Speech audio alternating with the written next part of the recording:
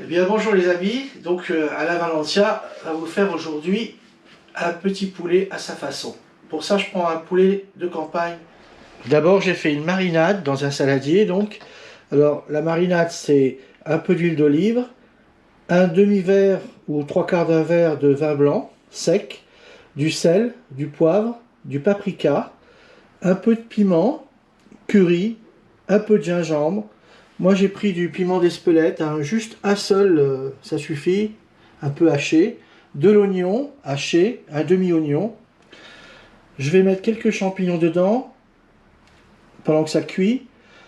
J'ai mis un petit peu d'huile d'olive au fond de la casserole, donc de la cocotte, pour que ce soit plus souple comme viande. Et à la fin des fins, je mettrai un peu de chorizo sur le dessus quand je vais servir. Pour la cuisson du poulet, ça dépend de la grosseur tout simplement. C'est à vous de voir. Vous le faites tourner un peu dans la cocotte pour voir. Et puis n'oubliez pas de remettre un petit peu de marinade qui est au fond de la cocotte sur le dessus du poulet. Alors je l'ai mis bien sûr côté peau, hein, dans le fond de la cocotte. Comme ça la graisse va s'évaporer doucement. Voilà, comme vous voyez, j'ai déposé dessus les morceaux de courgettes. Je mettrai après les champignons aux trois quarts de la cuisson. Et c'est en train de mijoter, il faut compter. Là j'ai un gros demi-poulet, hein. Donc un demi-poulet comme ça, faut bien compter 1 heure et quart, hein, au moins.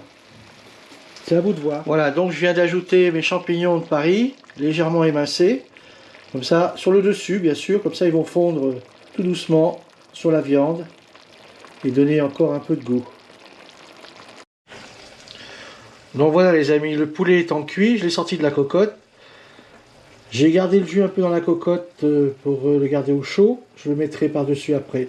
Pour l'instant, j'ai débarrassé le poulet, mis dans un saladier avec un petit peu d'accompagnement et j'ai mis dessus quelques rondelles de chorizo qui vont un peu tiédir et se mêler un peu au goût du poulet. Pendant ce temps, la sauce continue à réduire un petit peu avec quelques fonds de légumes, de la courgette. Bien sûr, vous pouvez faire également des pommes de terre, vous pouvez faire plein de choses avec. C'est à vous de voir, c'est selon votre goût. Hein. Donc les amis, mon plat étant terminé, il n'y a plus qu'à le déguster. C'est une cuisine extrêmement simple. Vraiment, il ne faut pas faire les grandes écoles pour faire cette cuisine-là, mais c'est un plaisir et surtout, c'est plein de saveurs.